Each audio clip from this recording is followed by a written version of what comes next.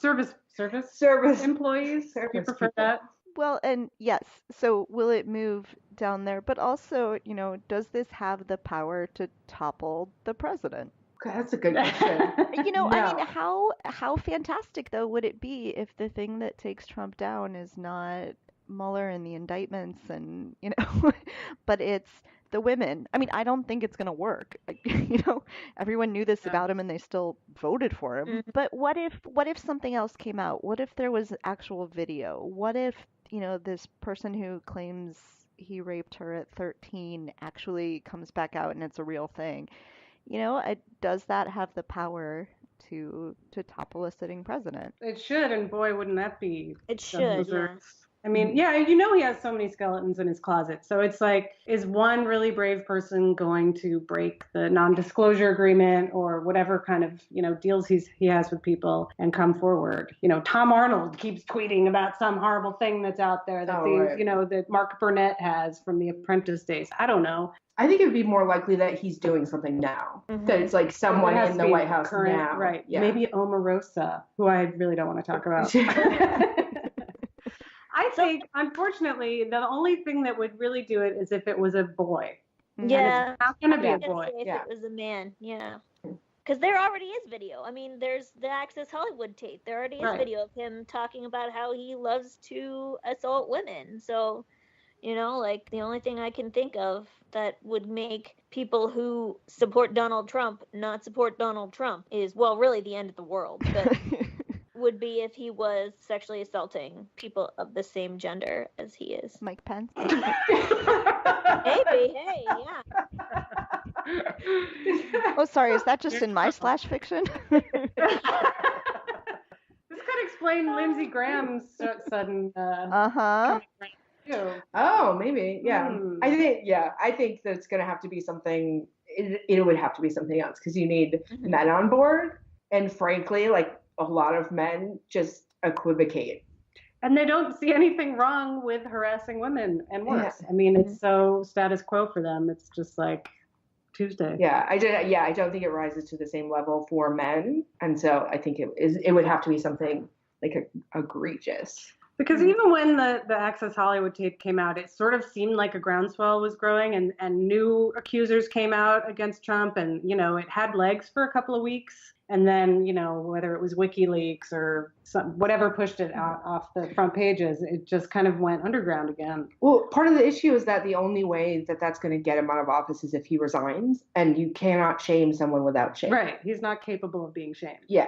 And so political pressure just doesn't work. No. It'd have to be some sort of criminal stuff, which we don't even know if we can indict a sitting president. Right. So keep talking about it. Like, I hope it stays in the news, and I hope that everybody keeps talking about it. All right. So do we think there is a chance? We don't know if we can indict a sitting president, but, we can indict his sons and daughter and son-in-law. And, where do we think all this Mueller stuff is going? We've seen some good stuff so far this year, some promising signs. Flynn and Papadopoulos. Snuffleupagus.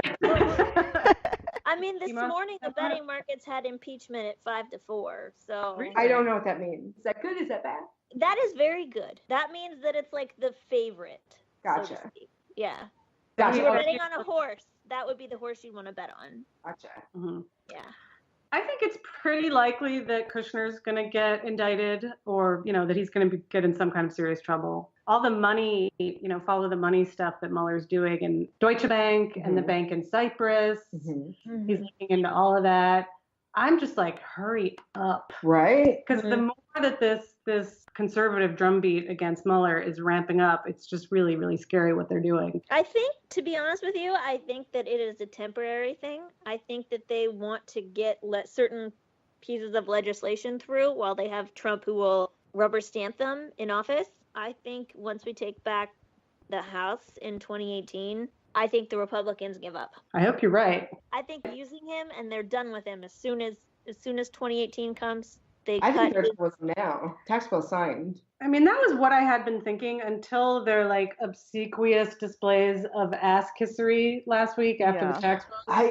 Well, then I was like, what the fuck is going on? That's the thing. So the continuing resolution had not been passed yet, and they didn't think they were going to get pay-go waivers in there because the Democrats were saying they weren't going to sign anything with pay-go waivers, which means if he signed it before January 1st, automatic cuts to Medicaid would kick in. I think that they were worried that he was going to fire Mueller before the first of the year when he could sign that continuing resolution, and because he had to wait to sign the tax bill. But until they passed the continuing resolution, and then they thought that they were going to have to wait so they could sign it on the 1st of January, and they didn't want him to fire Mueller. That's, I think, like the capitulating, or he's blackmailed all of them. That's the other theory. Like Sarah Kendzior, I think that's her name, was tweeting last week about the fact that, remember, the Russians also hacked the RNC, and none of that has been released. So Trump might be sitting on a big pile of compromat on the whole GOP, because you know that a shit ton of them are complicit in all this. But do any of them trust Trump to not release that stuff? Like, just because they're being nice to him doesn't mean he's going to be nice back to them. No, it doesn't really make sense. That theory, though I think he's capable of it, it doesn't really make sense to me. I think it's probably a combination of all of the above. I think he does have blackmail on some of them, and I've thought this for a long time because, you know, these people stayed at his properties, and he probably hooked up Lindsey Graham with some underage boy prostitutes at some point, or, you know, like, I mean, I think he does know a lot of people's dirty secrets from way back, and he's holding that over some of their heads. Orrin Hatch, probably not, but, you know, I think there's a combination of all these factors. But they could get a rubber stamp out of Mike Pence, too. Yeah, I think Mike Pence is going down, too. Like, I think that Mueller absolutely has evidence. Part of the issue is that I don't know if you can't indict a sitting president. I think like that's the protocol they've been operating under. Part of the issue is that if you indict a sitting president, the sitting president can pardon himself. So you have to unseat him and then charge him. And so I think that would be, like, Mueller obviously knows the law really well. He's leaking things strategically. I think honestly that he's trying to bait Trump into firing him because the Congress had said that that's going to be like their red line. Yeah, right. But, well, yeah, and we don't know. Like, I think that if that happens and Congress does not move toward impeachment, we have a much bigger issue than our president is a crook. Like, we have the entire, like, one half of Congress, over a half of Congress is in on this or has some sort of something to lose by impeaching him. But that's the thing. You can't really move on anyone for federal charges while Trump is in office because he will pardon all of them.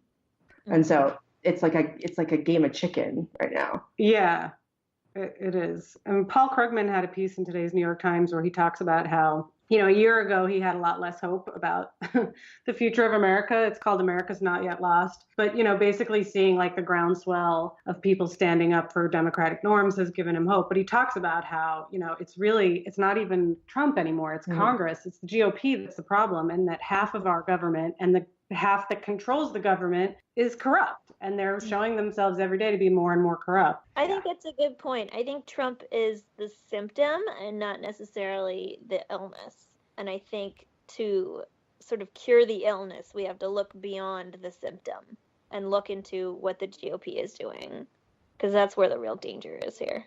Yeah, I mean, the founders were really smart in the way they set this up. And, you know, the checks and balances are what are failing us right now. More than the issue of the executive branch, it's the legislative branch is failing us. They're not doing their constitutional duty. That's where we come in. Yeah. Well, I think the Constitution, the founders of the Constitution never really envisioned a situation like this, though. Could you? Yeah. I mean, you couldn't, but I think the checks and balances only work as long as people will sort of obey the rules of politics to begin with. Right. You know, they work in a case like Nixon because Nixon was part of the system and eventually just said, okay, you're right, I resign. You know, but it doesn't work with a Trump. It doesn't work with people who are just out to make as much money off of being president as they can. And it doesn't work with a Congress that's completely bought by, you know, huge money interests, which is also not what they envisioned. And part of the issue is that the founders set up that there would be political consequences for things and not legal consequences, because then you have the case of the executive branch or judicial kind of like subverting the government and the will of the people, which is part of the other issue that's at play with the Mueller investigation, where basically in what situation is it okay for the Department of Justice to subvert an election and arrest half of the Congress. Like that's going to be seen as a coup.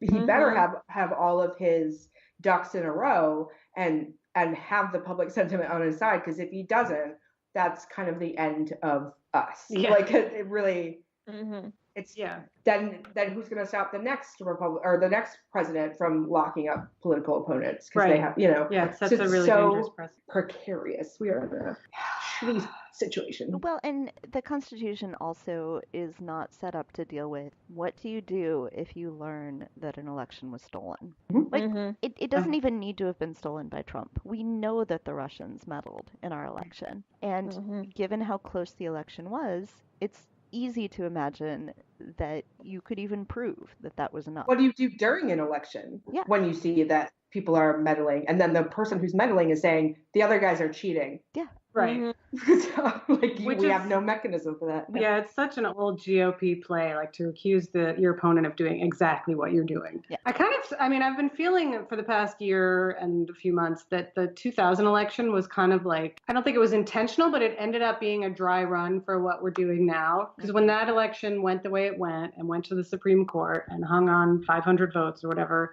and America just kind of shrugged and didn't really respond. Because at the time I was like, where is everybody? We need to be in the streets. This is crazy. This election was stolen by the guy whose brother is the governor of the state where it all went down. Like, if this was happening in another country, we would all be pointing fingers and it'd be so obvious what was going on. And here we're just so complacent and apathetic that Americans were just like, okay, whatever. And I think a lot of people saw that and were like, okay, we can mess around with elections with very few consequences. I don't know. This was still supposed to be the segment on the stuff that made us feel good.